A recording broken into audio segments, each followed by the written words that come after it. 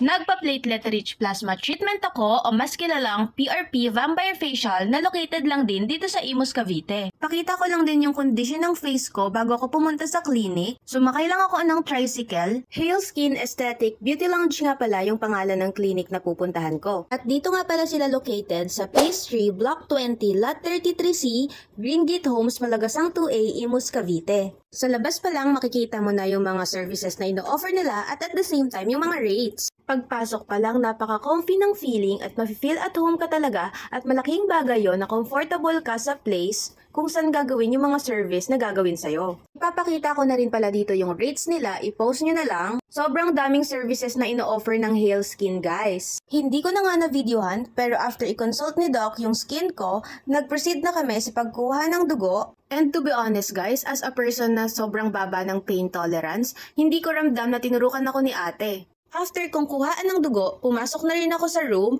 at yung room nga pala guys ay may sarili-sariling electric fan kahit na aircon naman sila. Ang bongga, di ba? Paghiga ko pa nga lang guys is ramdam na ramdam ko na yung alaga kasi time to time tinatanong talaga ako ni ate kung okay lang ba, kung masakit ba, kung ano ba yung ginagawa niya. Wala akong makeup base nung pumunta ako and I highly suggest na wag na rin kayong mag-makeup base kasi tatanggalin din naman yan. And after i-wash niya ate yung face ko, in-exfoliate niya na ito and nilagyan ng anesthesia. Ibababad ng 30 minutes yung numbing cream and while waiting, tinanong ako ni Doc kung mababa ba yung pain tolerance ko and she asked me if gusto ko bang uminom ng paracetamol. As a person na mababa ang pain tolerance, syempre, uminom ako. Kung nagtataka kayo kung para saan ang paracetamol, according to Doc, meron kasing mga nilalagnat sa sakit, kaya to prevent it, inuunahan na ng inom ng paracetamol. Ito nga pala yung plasma na nahiwalay sa blood ko and nagsimula na rin kami sa procedure. While watching this guys, nakikita ko na mukha talaga siyang masakit.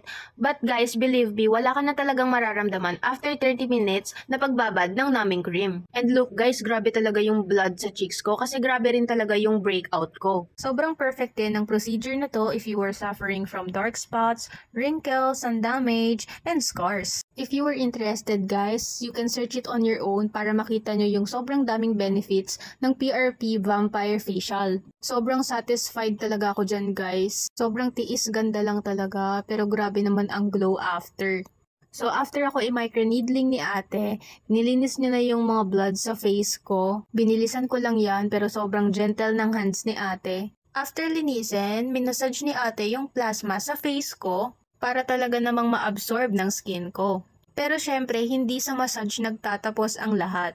Nilagyan din ako ng mask ni ate and same procedure, nilagay niya lang rin yung plasma. And then, nag-proceed na rin kami sa LED light for facial mask and red light yung ginamit sa akin. After 20 minutes, tapos na ako sa LED light and alam nyo ba guys, nakatulog ako. Ayan nga, kakagising ko lang dyan, hirap pa akong imulat yung mata ko. And to finish everything, winipe lang ulit ni ate yung face ko kasi medyo malagkit yung plasma. And here's my face right after the procedure. As you can see, swelling pa siya. At syempre, dahil nandito na lang rin naman ako, nagpag-gluta push na rin ako. Alam nyo ba guys, sobrang bait ni Doc. Medyo nag-struggle siya sa ugat ko, pero nagawan niya pa rin ang paraan. Sobrang gaan lang ng kamay ni Doc. Kaya guys, if gusto nyo magpag-gluta drip, I highly recommend na itry nyo dito sa Hale Skin. Kasi sobrang gentle lang talaga nila gumawa, but at the same time, mararamdaman mo yung magandang service. And this is my face the next day after the procedure. Just don't mind my pimples kasi on process pa yung healing niya.